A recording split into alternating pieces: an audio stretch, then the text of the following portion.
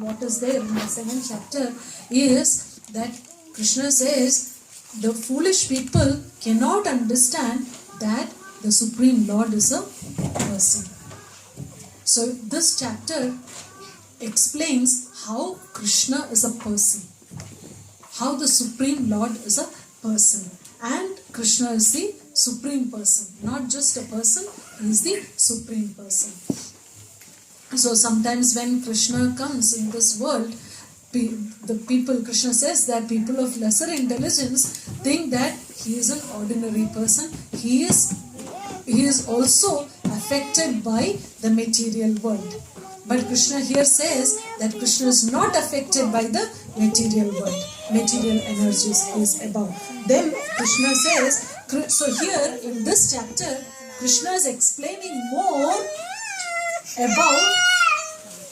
about Krishna as the person. How we know Krishna is a person? Krishna is telling here, what does he say? Usually, how do we know? Like, see, if we consider this light is not a person, it is impersonal. Now the light, is it partial to some people and not partial to another person? Some people it will give light, some people it will not give light. Is it there like that? No. It doesn't have that discriminating power.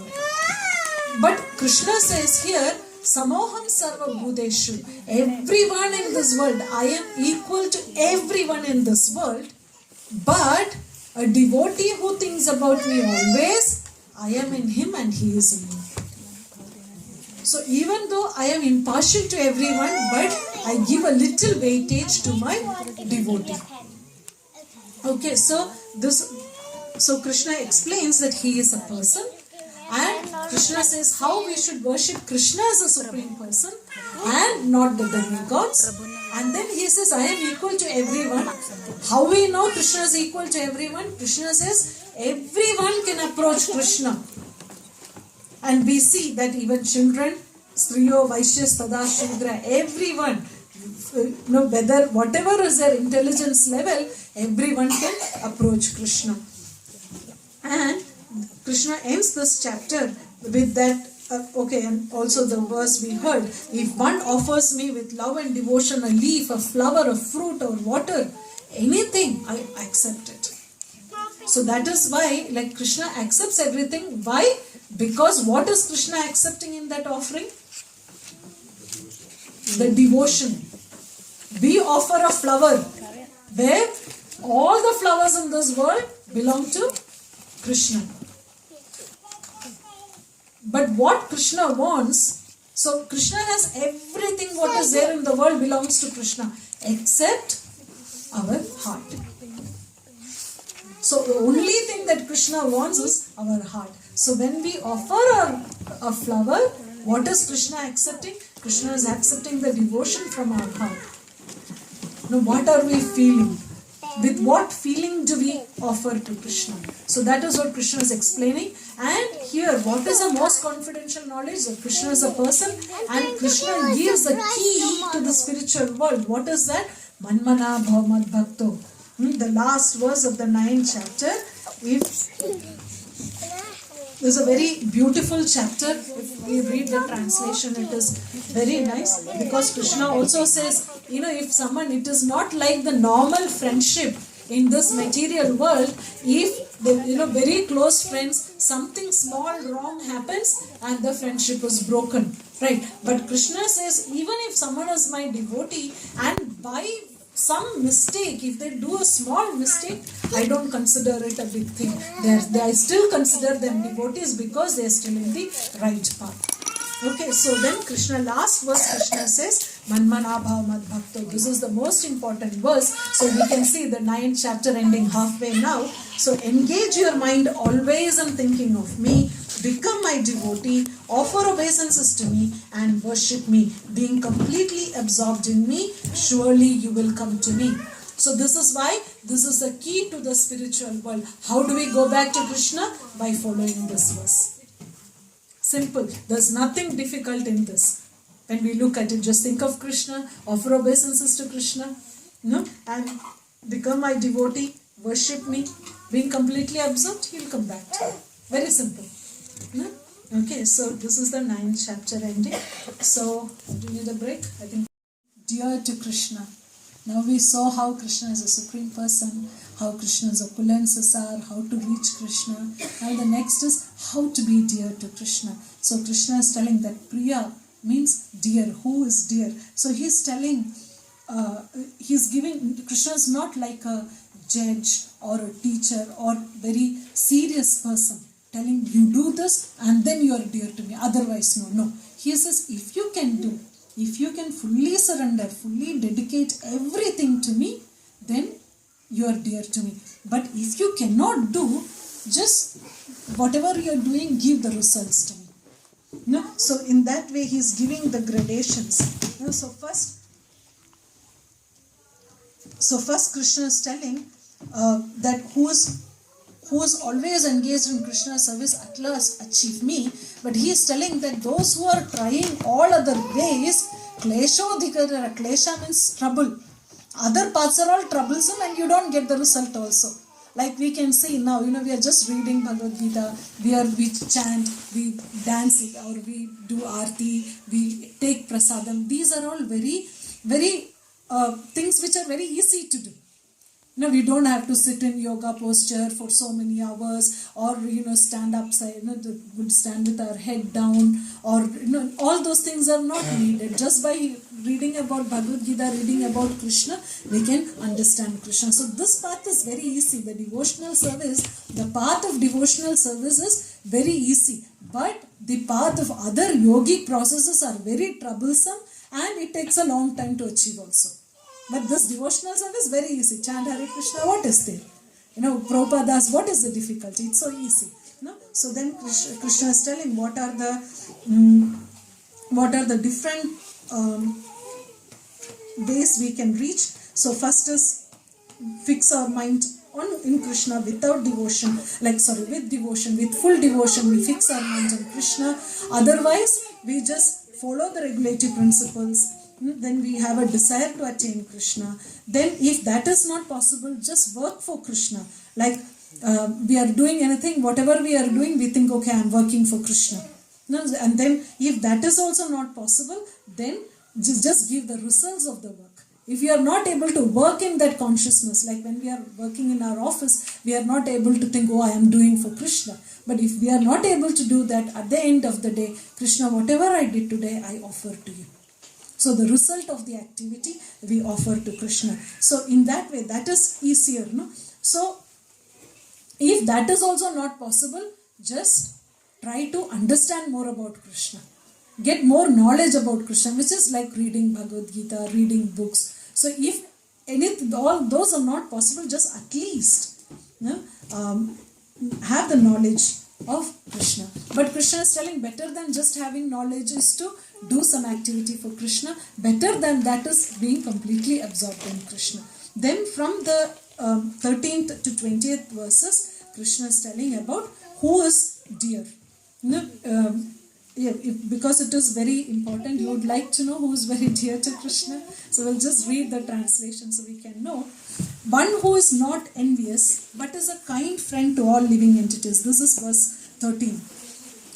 Who does not think himself a proprietor and is free from false ego, who is equal in both happiness and distress, who is tolerant, always satisfied, self-controlled, and engaged in devotional service with determination, his mind and intelligence fixed in me, such a devotee of mine is very dear to me.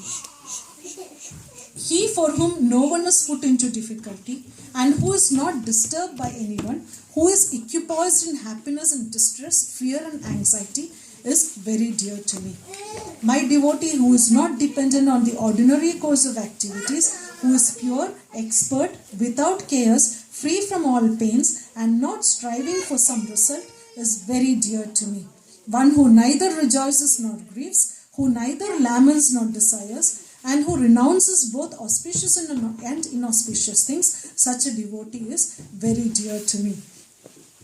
The last one, very important. One who is equal to friends and enemies, who is equipoised in honor and dishonor, heat and cold, happiness and distress, fame and infamy, who is always free from contaminating association, always silent and satisfied with anything, who doesn't care for any residence, who is fixed in knowledge, and who is engaged in devotional service, such a person is very dear to me. Then those who follow this imperishable path of devotional service and who completely engage themselves with faith, making me the supreme goal, are very, very dear to me. Boys are hitting us. So, Krishna is telling here who is very, very dear.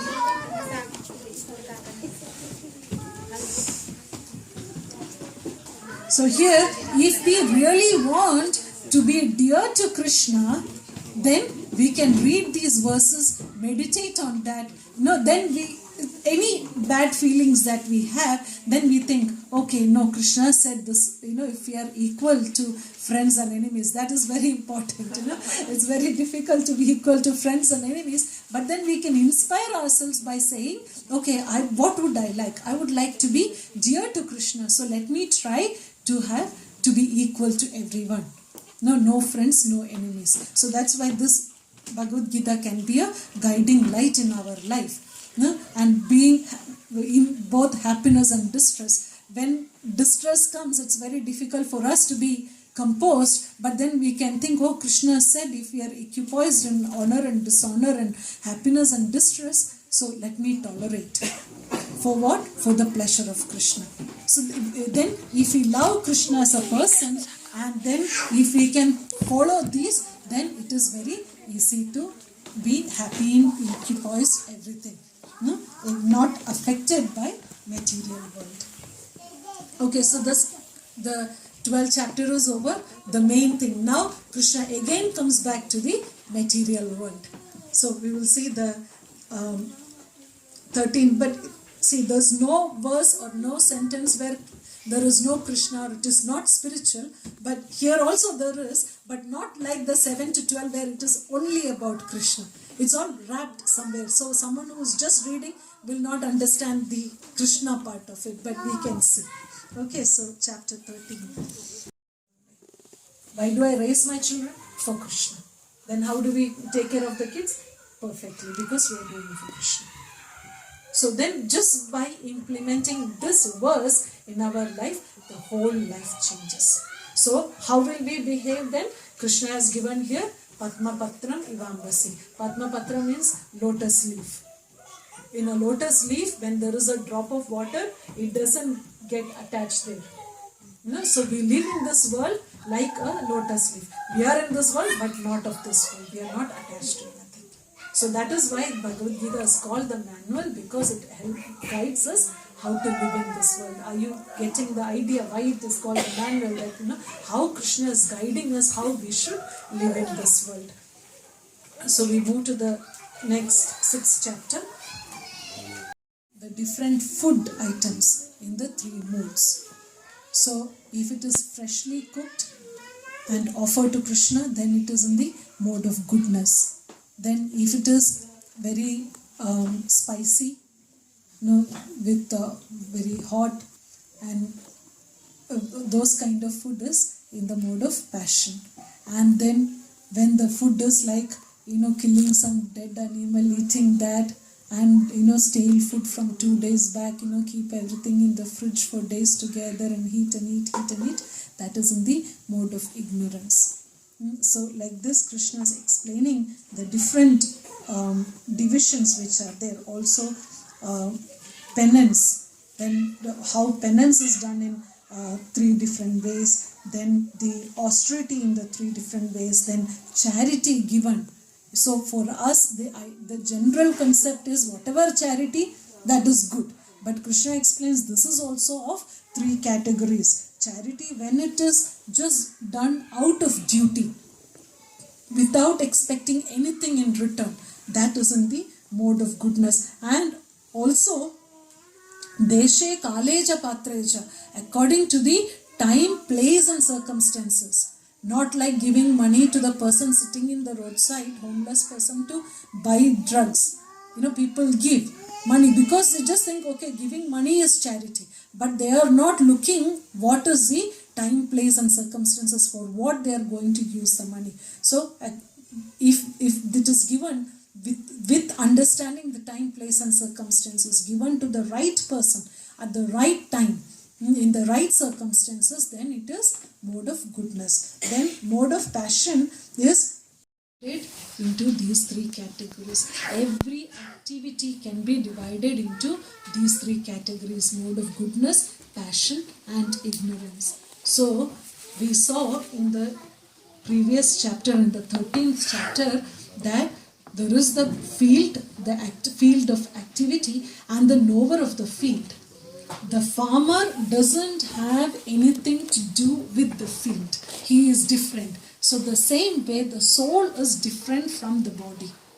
So the activities that this body is performing is just because the soul is coming into the conditioning of the three modes of material nature. It is just like the puppet show.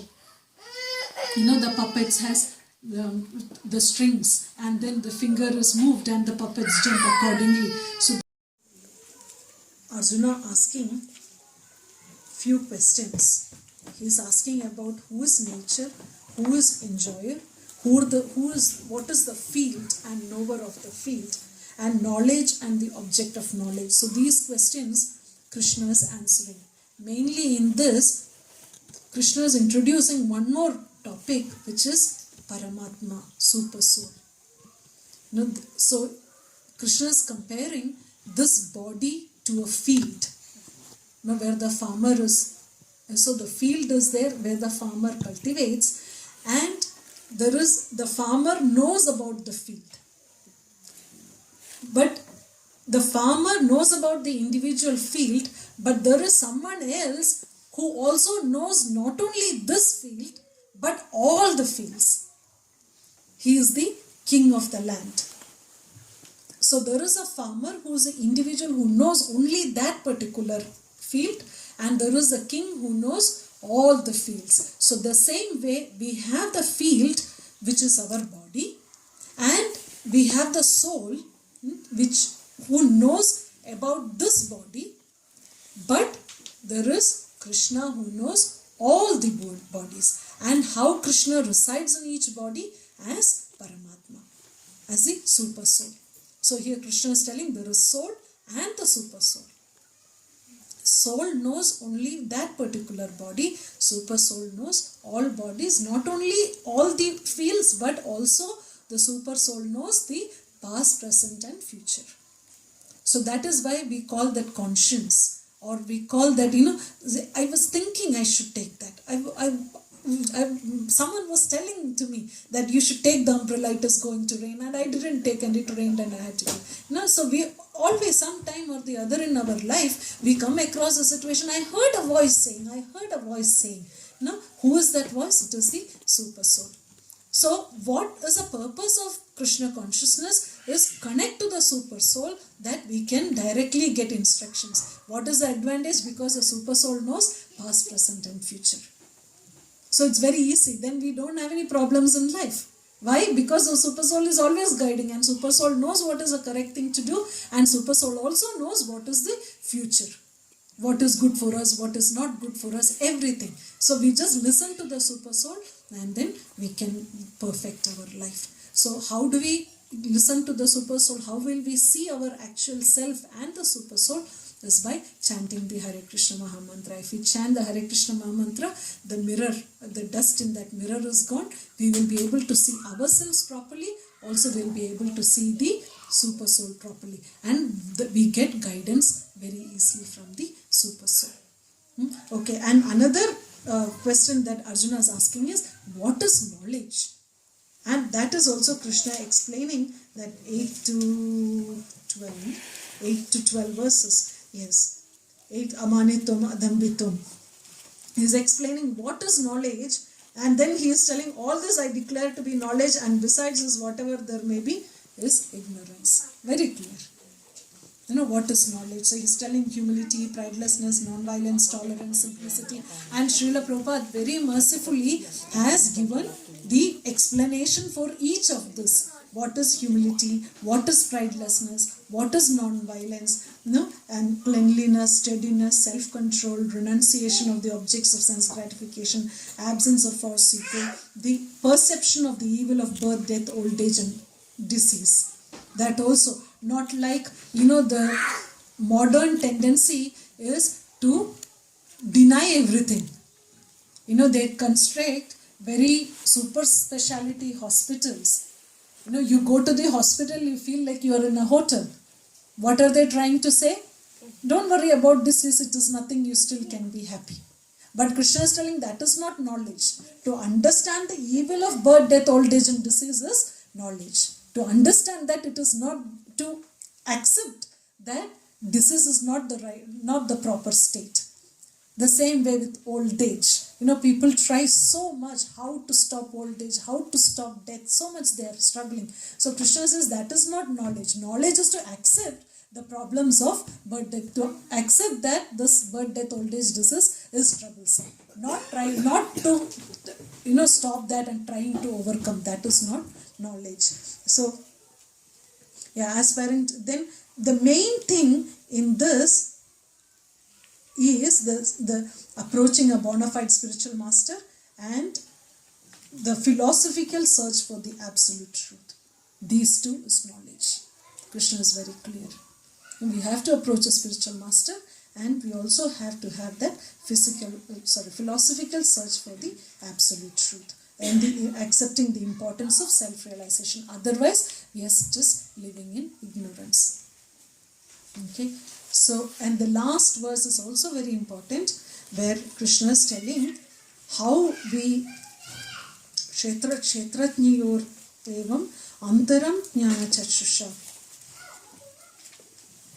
35. Those who see with eyes of knowledge the difference between the body and the knower of the body, and can also understand the process of liberation from the bondage in material nature, attain to the supreme goal. Last verse. Kshetra, understand this difference between body and the knower of body. Who is the knower of the body? The soul and the super soul. So if we understand body and the soul, the difference between them, then we live a better life and attain liberation. Why? Because if someone shouts at us, to whom did the person shout? Body. Yeah, the body, which is the subtle body, the mind. Or if we have a pain, who has the pain? Has a soul got the pain? No, the body. So once we understand the difference between body and soul, our life here itself becomes easier, and we can also achieve Krishna very easily. Okay, so that is the summary of the 13th chapter, is that we should be able to understand the difference between body and soul, and also understand the process of liberation from bondage in material nature. Okay.